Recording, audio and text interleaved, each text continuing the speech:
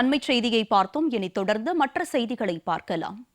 தேர்தல் வாக்குறுதிகளை நிறைவேற்றாத விளம்பர திமுக அரசை கண்டித்து திருச்சி அரசு மருத்துவமனையில் செவிலியர்கள் 3வது நாளாக காத்திருப்பு போராட்டத்தில் ஈடுபட்டு வருகின்றனர். இதுகுறித்த கூடுதல் விவரங்களை நமது செய்தியாளர் இளவரசன் பதிவு செய்ய காத்திருக்கிறார். அவரிடம் விவரங்களை கேட்டு பெறலாம்.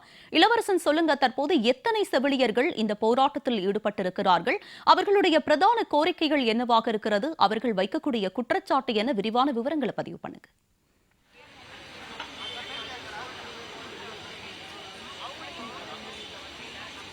கண்டிப்பாகுமா. அதாவது தேர்தல் கால வாக்குறுதியை நிறைவேற்ற கோரி தமிழகம் முழுவதும் செவிலியர்கள் மேம்பாட்டு சங்கத்தின் சார்பில் அனைத்து மாவட்ட தலைநகரிலும் போராட்டத்தில் ஈடுபட்டு வருகின்றனர். இவர்கள் தொடர் காத்திருப்பு போராட்டத்தில் ஈடுபட்டு வரும் நிலையில் நாம் தற்பொழுது திருச்சி அரசு தலைமை மருத்துவமனையில் இருக்கோம். இந்த தலைமை மருத்துவமனையில் 100க்கும் மேற்பட்ட செவிலியர்கள் 1வது தொடர் காத்திருப்பு போராட்டத்தில் ஈடுபட்டு வராங்க. அந்த காட்சியை தான் நாம் நேரடியில் பார்த்து கொண்டிருக்கிறோம். தொடர்ந்து இந்த பகுதியில் 100க்கும் மேற்பட்ட செவிலியர்கள் இரவு பகல் பாராமல் இந்த காத்திருப்பு போராட்டத்தில் ஈடுபட்டு வரும் நிலையில் இவர்கள் கோரிக்கை என்னன்னா, கடந்த சட்டமன்ற தேர்தலின் போது ஆட்சிக்கு வருவதற்காக அப்போதைய திமுக தலைவர் மு.க. ஸ்டாலின் தேர்தல் கால வாக்குறுதியா பல்வேறு பொதுமக்கள், ஆசிரியர்கள், அரசு ஊழியர்கள் என பல்வேறு தரப்பினருக்கும் வாக்குறுதி கொடுத்தாங்க. அந்த வகையில் இந்த செவிலியர்கள் தொடர்ந்து இவர்கள் பல ஆண்டுகளாக பணி நிரந்தரம் செய்யப்படாமல் இருப்பதனால் தேர்தல் கால வாக்குறுதி 356 நாங்கள் ஆட்சிக்கு வந்தால் உங்களுடைய கோரிக்கை நிறைவேற்றப்படும், பணி நிரந்தரம் செய்யப்படும் என சொன்னார். ஆனால் ஆட்சிக்கு 4 வருடங்களுக்கு மேலாகி 5வது வருடம் சென்று கொண்டிருக்கிறது. ஆனால் இதுவரை இவர்களுடைய பணி நிரந்தரம் செய்யப்படவில்லை.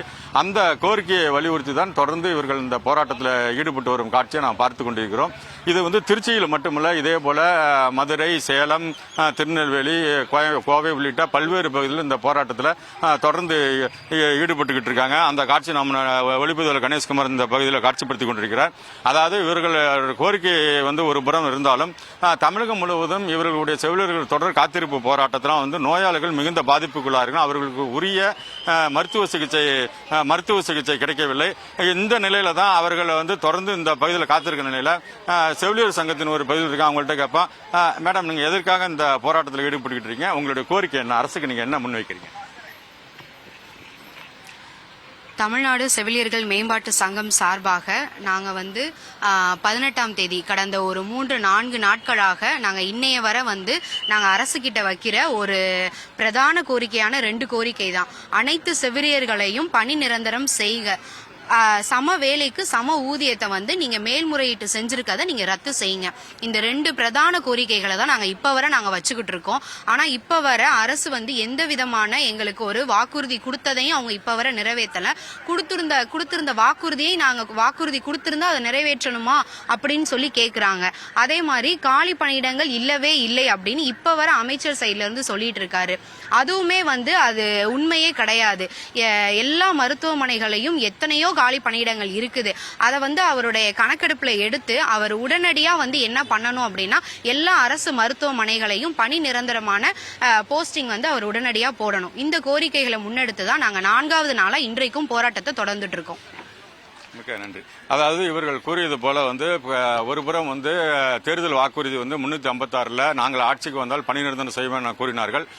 தற்பொழுது ஆட்சிக்கு வந்தவுடன் காலி பணியிடங்கள் இல்லை என கூறுவதாக இவர்கள் குற்றச்சாட்டு இருக்கும் நிலையில தமிழக அரசினுடைய செவிலியர்கள் மேம்பாட்டு சங்கத்தினர் திருச்சி மட்டுமல்ல, மாவட்டத்தின் தமிழகத்தின் பல்வேறு பகுதிகளில் இந்த தொடர் காத்திருப்பு போராட்டத்தில் ஈடுபட்டு வரும் நிலையில பொதுமக்கள், ஏழை எளிய விளிம்பு நிலையில் இருக்கிற பொதுமக்கள் தான் இந்த அரசு மருத்துவமனைக்கு வராங்க. அவர்களுக்கு உரிய சிகிச்சை அளிக்கப்படாமல் இருக்கு. இது இந்த அரசுக்கு தெரியுமா தெரியாதா என தெரியல.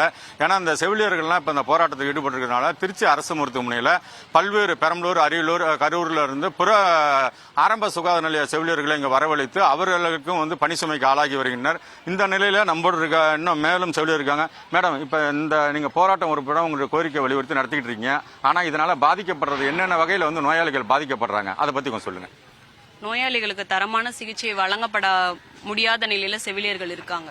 ஏன்னா IPHS நார்ம்ஸ் என்னன்னு நீங்க பாத்தீங்கன்னா, இந்தியன் பப்ளிக் ஹெல்த் ஸ்டாண்டர்டோட நார்ம்ஸ் படி ஒரு 6 நோயாளிகளுக்கு ஒரு செவிலியர் இருக்க வேண்டிய நிலைதான். நாங்க இப்ப தற்போது நாங்க பணியாற்றிட்டு இருக்கிற இடத்துல கூட அந்த மாதிரி கிடையாது. நாங்க இப்ப இந்த போராட்டம் இல்லாம நாங்க போய் பணியில இருந்தோம்னா கூட ஒரு 3 வார்டுக்கு ஒரு செவிலியர் இருப்பாங்க.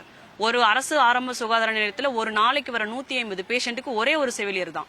அதுல பல்வேறு தரப்பட்ட ஸ்கீம்ஸ் இருக்கும். அது எல்லாத்துக்கும் சேர்த்து ஒரே ஒரு செவிலியர் தான் பணியாற்றுவாங்க. அந்த மாதிரி நிலைமையிலையும் நாங்க இங்க வந்து போராட்டத்துக்கு வந்துட்டோம். இப்பயும் செவிலியர் பற்றாக்குறை அதை விட அதிகமா தான் இருக்கு. நார்மலா இருக்கிறத விட அதிகமா தான் இருக்கு.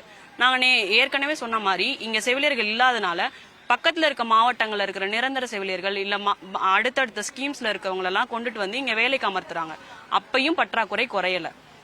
நோயாளிகளுக்கு கிடைக்க வேண்டிய சேவை ஏற்கனவே தரக்குறைவா தான் இருக்கு. ஏன்னா எங்களோட பற்றாக்குறையினால இங்க பணியிடம் இல்ல அப்படிங்கிற சூழ்நிலையில இங்க பற்றாக்குறை இருக்குதுங்கிறத தான் நாங்க சொல்றோம். அந்த மாதிரி நிலையில இப்ப நோயாளிகளுக்கு தரமான சேவை வழங்கப்படவில்லை அப்படிங்கிறது தான் உண்மையான சூழ்நிலை சார். நன்றி. நன்றி. அதாவது இவர்கள் செவிலியர்கள் கூறுவது போல ஒரு புறம் வந்து ஏற்கனவே தமிழகத்தில் வந்து பல்வேறு மருத்துவமனைகளில் வந்து அரசு செவிலியர்கள் வந்து பற்றாக்குறை இருக்கிற நிலையில் இவர்கள் தற்பொழுது தொடர் காத்திருப்பு போராட்டத்தில் 4வது நாளாக ஈடுபட்டிருக்கிறதுனால பல்வேறு ஆரம்ப சுகாதார நிலையம் பிற மாவட்டங்களிலிருந்து கொண்டு வரதுனால அந்த பகுதியில் இருக்கிற கிராமப்புறத்தில் இருக்கிற பொதுமக்களுக்கு வந்து மருத்துவமனைக்கு செல்லும் போது அவர்களுக்கு உரிய சிகிச்சை கிடைக்கவில்லை. அரசு வந்து இனிமேலாவது அந்த செவிலியர்கள் பிரச்சனையை வந்து உடனடியாக தீர்வு கொண்டு வர வேண்டும். இல்லை என்றால் ஒரு புறம் செவிலியர்கள் தொடர் காத்திருப்பு போராட்டம், மற்றொரு புறம் வந்து நோயாளிகள் வந்து அவர்களுக்கு உரிய சிகிச்சை அளிக்கப்படாமல் அவர்கள் வந்து பல்வேறு இன்னல்களுக்கு ஆளாகும் நிலை வருகிறது. தமிழக அரசு வந்து இவர்கள் வந்து கோரிக்கை வைக்கவில்லை. கடந்த சட்டமன்ற தேர்தலின் போது கொடுத்த வாக்குறுதியான 356 நிறைவேற்ற வேண்டும். அந்த சொன்ன வாக்குறுதியை நிறைவேற்றாதனால்தான் இவர்கள் இப்பொழுது தொடர் காத்திருப்பு போராட்டத்தில் ஈடுபட்டு வருகின்றனர். தமிழக அரசு உடனடியாக இவர்கள் கோரிக்கையை முன்வைக்க வேண்டும் என்பதுதான் செவிலியர்களின் கோரிக்கை மட்டுமல்ல, நோயாளிகள் பொதுமக்கள் உள்ளிட்ட அனைத்து தரப்பு கோரிக்கையாக உள்ளது. உமா, போராட்ட களத்தில் இருந்து விரிவான விவரங்களோடு இணைந்தமைக்கு நன்றி இளவரசன்.